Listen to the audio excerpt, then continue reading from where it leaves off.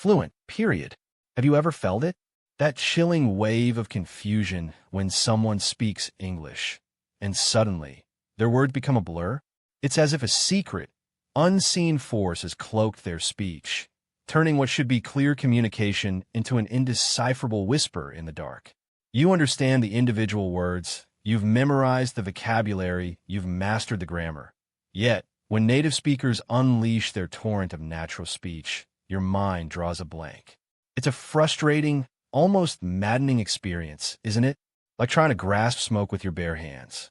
You watch films, you listen to podcasts, you crave that fluency, but the pace, the rhythm, the sheer speed of spoken English often leaves you feeling lost, adrift in a sea of sounds you can't quite decipher.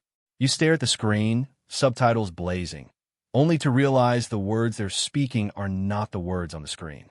It's a phantom language, an illusion. And you, the diligent learner, are left wondering if you'll ever truly break free from its grasp. If that sounds like a familiar torment, then prepare yourself.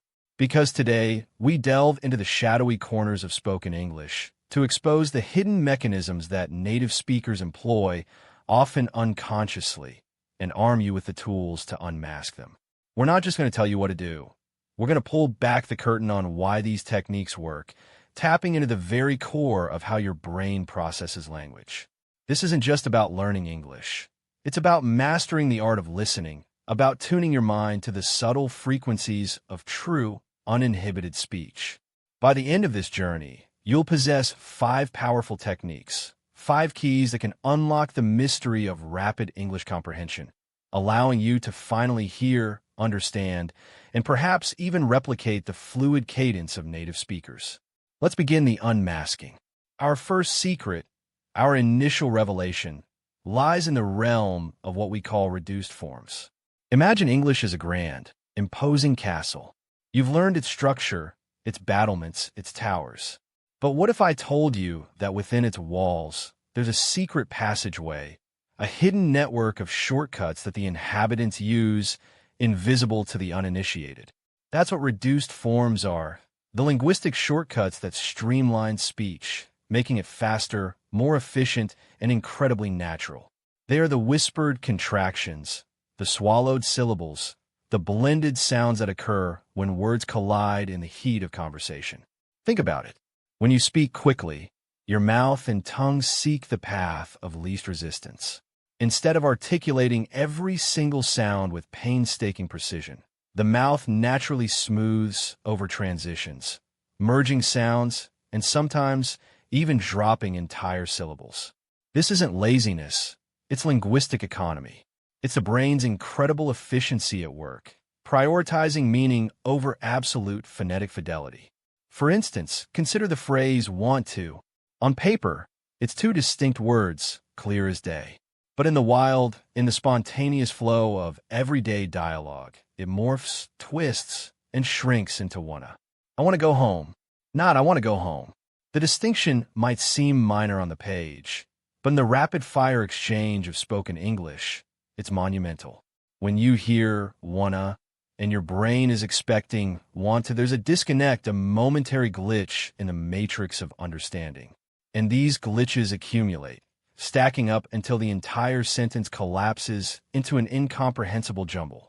Let's expose more of these shape-shifting words, these linguistic specters that haunt your comprehension. Going to becomes gonna. I'm going to tell you a secret. Not, I'm going to tell you a secret. Did you frequently collapses into did ya? Did ya hear that noise? The D sound from did and the Y sound from you merge, creating a new, fluid sound. Because often gets trimmed down to cuz. I'm late cuz the traffic was insane. This isn't slang, it's just how the word sounds in casual, fast speech. A lot of transforms into lotta. She's got a lot of courage. The T in lot and the of blend into an almost singular sound. Give me shrinks into gimme. Gimme a minute to think. It's an urgent, immediate request, stripped of superfluous sounds. Don't know becomes the cryptic to know. I don't know what happened. Here, the O and don't and the K and no are barely articulated, almost swallowed whole. Could have often melts into coulda. You coulda warned me. The H sound often vanishes, and the V at the end of have reduces to a weak sound. What are you contorts into whatcha? Whatcha looking at? The T sound often takes on a CH quality, and the R and U compress. Has to becomes asta. He has to leave now. The S sound often merges with the T, creating a rapid flow. Should have might sound like shoulda, American English, or should've, British English, where the H is often kept but the ave becomes a V. We should have seen this coming. These aren't errors. They're the very fabric of conversational English. They are why you might watch a gripping scene on Netflix, reading the pristine subtitles that say, "We should have taken a taxi," yet your ears report something entirely different. "We should have taken taxi."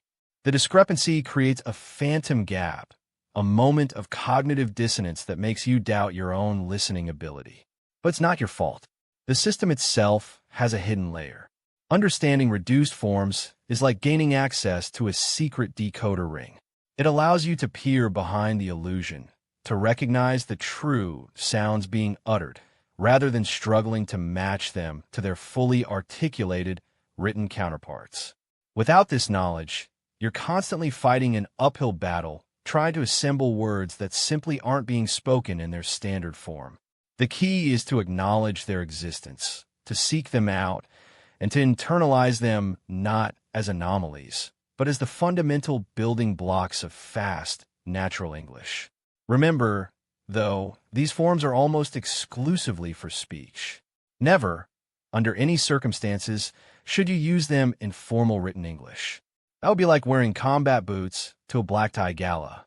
Now pause for a moment. Reflect on how many times these hidden linguistic shortcuts might have tripped you up. How many moments of confusion could be traced back to these unspoken rules? Realizing this is the first step towards true mastery. Moving beyond the individual word, our second technique to pierce through the veil of rapid English focuses on content words versus function words. Imagine a skeleton. It provides the core structure, the essential framework. Now imagine flesh, muscle, skin. These fill out the form, add detail, and connect everything. In a sentence, content words are the skeleton, the undeniable core of meaning. Function words are the connective tissue, crucial for grammatical correctness, but often secondary to the immediate understanding of the message. Content words are typically nouns like house, truth, shadow, main verbs like run, uncover, reveal, adjectives like dark, secret, powerful, and adverbs like quickly, silently, deeply. They carry the weight, the substance, the very soul of the communication. They're the landmarks in the dense forest of language. Function words, on the other hand, are the prepositions on and at, conjunctions and, but are, articles and, the pronouns and auxiliary verbs is or have. While indispensable for grammatical accuracy and nuance, they are often uttered quickly, quietly, and with less emphasis. They're the subtle currents that guide the flow rather than the mighty rivers themselves. Let's conduct a little experiment, if you dare. Close your eyes for a moment, or turn away from any subtitles you might have on. Listen to this sentence, spoken naturally and quickly. I'm going to the shop to buy some milk. Did you catch it? Or the words that truly leaped out at you? Most likely, your brain honed in on going shop, buy, and milk. Even if to the or some blurred into the background, the core message, the undeniable intent, remained intact. I'm going to the shop to buy some milk. Notice how to becomes almost how the is barely a whisper. Yet, the meaning is crystal clear. This phenomenon is not accidental. Our brains are incredibly adept pattern recognition machines. From the dawn of time, our survival depended on quickly extracting crucial information from limited sensory input. If you heard a rustle in the bushes, you didn't analyze the grammatical structure of the sound. You focused on the core rustle to determine if it signaled danger or food. Language works similarly. When faced with a rapid stream of speech, your brain instinctively prioritizes the words that carry the most semantic weight.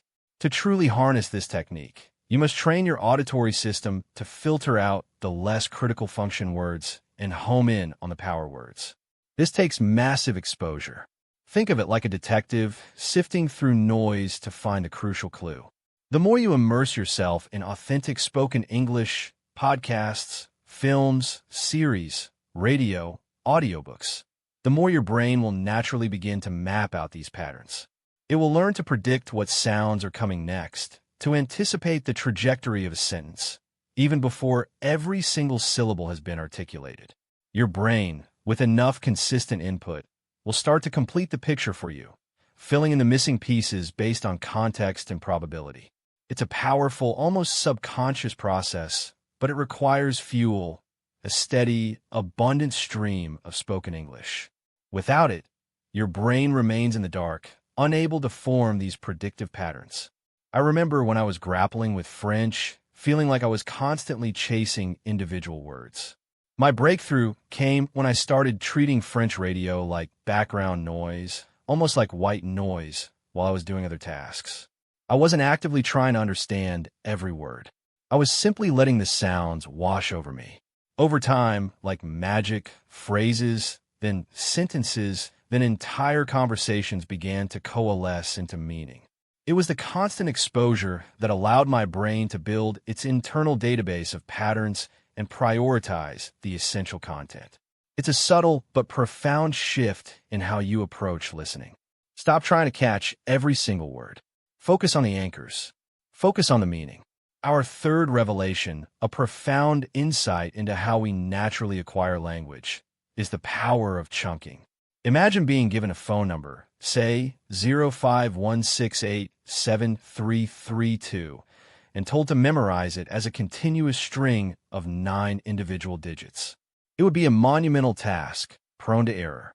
Now, imagine that same number presented as 051-687-332. Suddenly, it's manageable. It's broken into digestible units, making it far easier for your brain to encode and retrieve. This is the essence of chunking in language, learning not individual words, but groups of words, phrases, or expressions as single, cohesive units. Your brain, as we've already established, craves patterns, seeks efficiency, and thrives on organization. Trying to learn a language word by word is like trying to build a house by memorizing the chemical composition of each grain of sand, each molecule of cement. It's inefficient, overwhelming, and ultimately unproductive. Instead, when you learn a phrase like "how are you doing" as a single indivisible unit, you're not processing how, then are, then you, then doing. Your brain recognizes "how are you doing" as one complete, meaningful entity. This dramatically speeds up comprehension and production. You're not assembling a sentence from scratch every time. You're retrieving prefabricated linguistic blocks. Think of how children learn. They don't start with grammar rules and vocabulary lists. They absorb entire phrases, often without understanding every single word within that phrase. A child might learn to say, "Can I have a cookie?" as one chunk, long before they grasp the intricacies of modal verbs, question formation, or the specific definition of have. They know when and how to use the entire chunk to achieve a specific outcome. Research has even shown that a significant percentage, sometimes up to 20%, of young English-speaking children's speech consists of these frozen phrases or chunks. They are intuitive, powerful, and incredibly effective. The dark secret here is that many language learners are unknowingly sabotaging their own progress by clinging to the word-by-word analysis. They encounter a sentence, and if they don't know 1 or 2 words, they immediately stop, pull out a dictionary, and meticulously dissect it. This habit, while seemingly diligent, can be a profound barrier. If you understand the overall meaning of a sentence or a paragraph, even if a few individual words are unfamiliar, let them be. Trust your brain's incredible ability to infer context. You will absorb the meaning of those unfamiliar words through repeated exposure to the chunks they appear in. This is a far more natural and effective way to expand your vocabulary and deepen your comprehension. So, how do you actively incorporate chunking into your learning arsenal? Firstly, read extensively.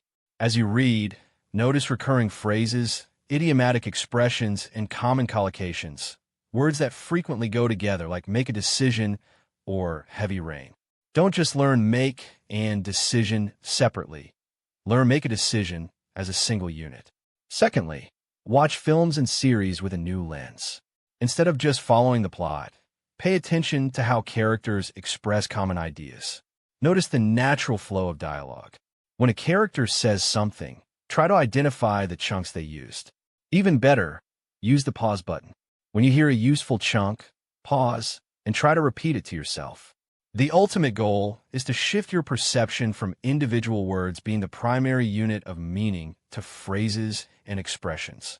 When you can recognize these larger linguistic structures, you'll not only understand faster, but you'll also speak with a more natural, fluid rhythm, sounding less like a robot assembling individual parts and more like a human expressing complete thoughts. It's about seeing the forest, not just the trees.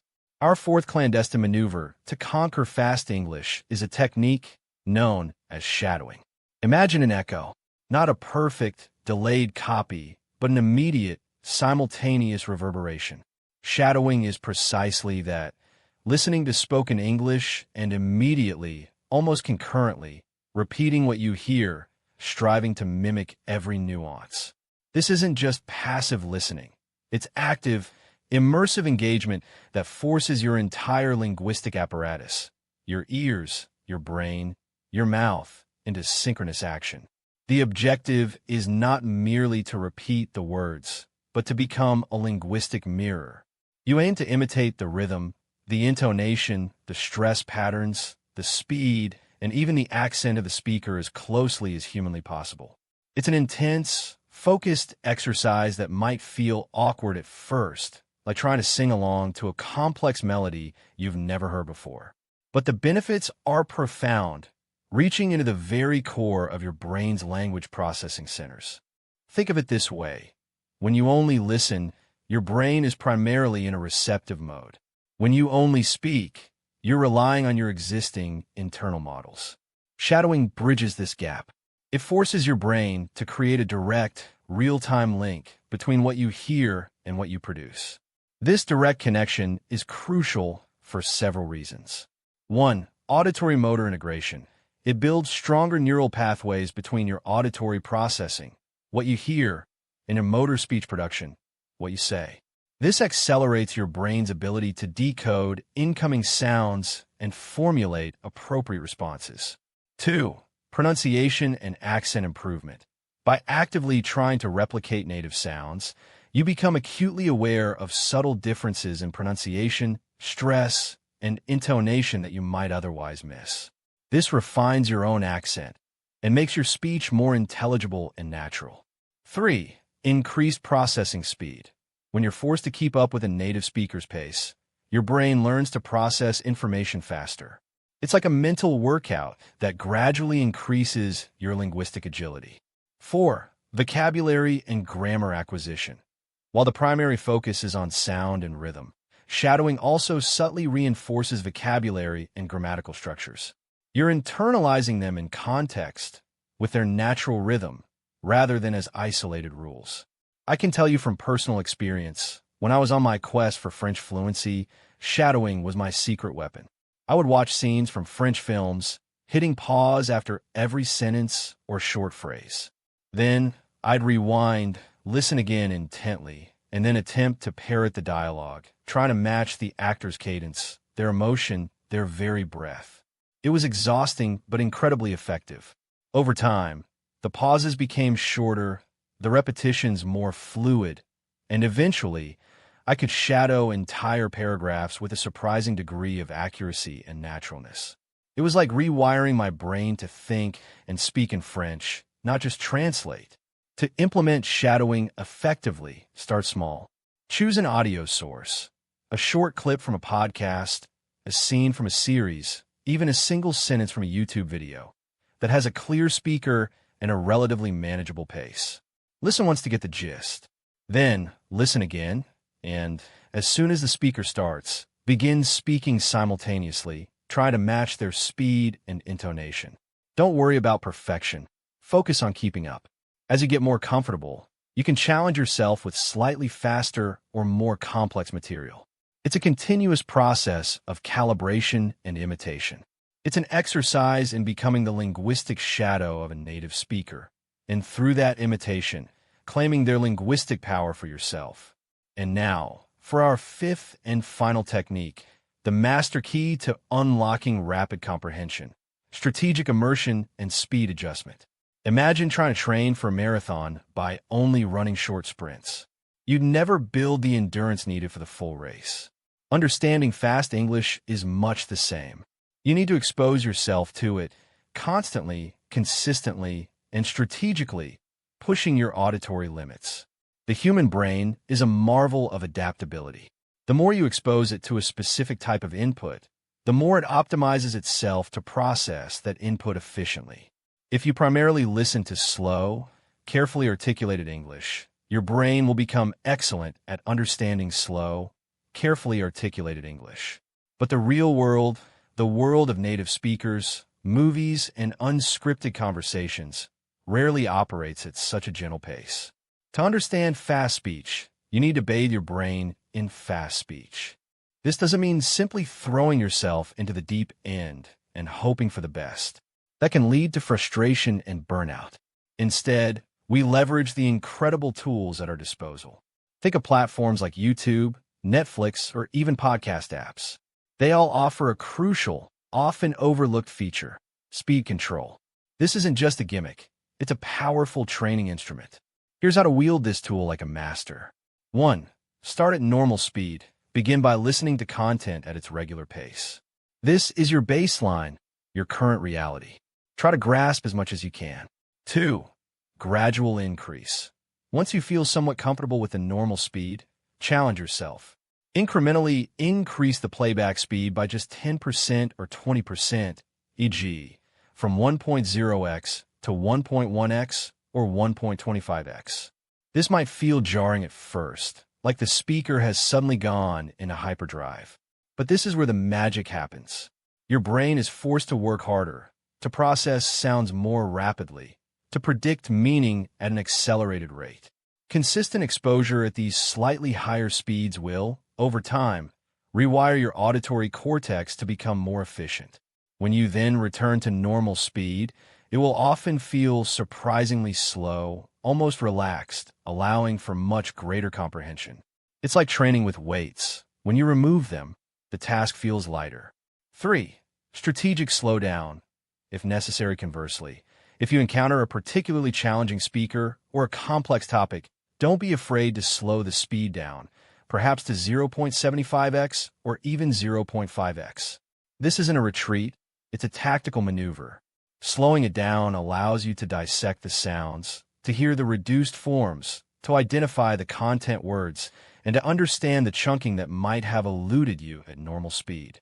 Once you've analyzed and understood the segment at a slower pace, gradually work your way back up to normal speed, reinforcing your comprehension as you go. This deliberate, oscillating practice trains your brain to be flexible and adaptable. Remember, the goal isn't just passive consumption. It's active engagement. Every video you watch, every podcast you listen to, every conversation you overhear becomes an opportunity to train your auditory muscles. This isn't just about understanding the words. It's about understanding the rhythm, the cadence, the very pulse of the English language as it's spoken in the wild. It's about building a robust, resilient listening comprehension that can withstand the onslaught of real-world speech. The journey to understanding fast-spoken English might feel like navigating a labyrinth, full of unseen turns and sudden challenges. But by embracing these 5 powerful techniques, you're not just wandering. You're equipped with a map and a compass, ready to confront the illusions and unravel the mysteries. You're learning to identify the linguistic shortcuts, those reduced forms that streamline native speech. You're honing your ability to pinpoint the content words, the essential anchors of meaning amidst the rapid flow. You're training your brain to recognize chunks, those pre-packaged phrases that make comprehension effortless and natural.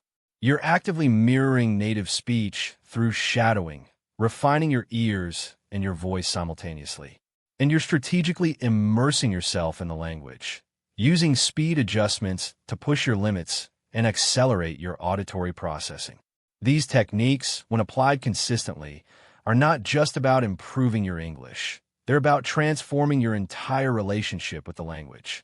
They allow you to move from a state of constant translation and decoding to a place of intuitive understanding. They empower you to finally step out of the shadows of confusion and into the clear light of fluent comprehension. And speaking of stepping into the light, if you found these insights valuable, if you feel a glimmer of hope that the mysteries of fast English are finally beginning to unravel for you, then don't keep these secrets to yourself. This channel, Fluent, is dedicated to unmasking the truth behind language learning, to empowering you with the tools to achieve true fluency. If you want to continue this journey of discovery, to uncover more hidden truths and master the art of English, then it's time to join our growing community. Hit that subscribe button below right now. Become part of the few who dare to delve deeper, who refuse to accept surface-level understanding, and who are committed to achieving mastery. We're on a mission to demystify fluency, one powerful technique at a time. So, subscribe, and let's keep unmasking the secrets together. To recap our journey. First, acknowledge and master the reduced forms, the oneus, gunnas, and digas that native speakers weave into their speech. They're the invisible glue that binds fast English. Second, learn to focus on the content words, the nouns, verbs, and adjectives that carry the essential meaning, allowing your brain to filter out the less critical function words. Third, embrace chunking, learning phrases and groups of words as single units, rather than struggling with individual definitions. It's the brain's natural shortcut to speed. Fourth, engage in shadowing, actively mimicking native speakers in real time to train your ears, your mouth, and your brain for faster processing and more authentic pronunciation. And fifth, commit to strategic immersion and speed adjustment, exposing your brain to fast English daily, using playback speed controls to gradually increase your comprehension stamina. These are not mere tips. They're a blueprint, a meticulously crafted strategy to break through the barriers of fast-spoken English. Implement them with dedication, observe their transformative power, and prepare to witness your listening comprehension evolve beyond what you thought possible. The journey to fluency is a challenging one, but with the right tools and the right mindset, you'll not just keep up, you will thrive. Until next time, keep listening, keep learning, and keep challenging the boundaries of your understanding. The truth of fluency awaits.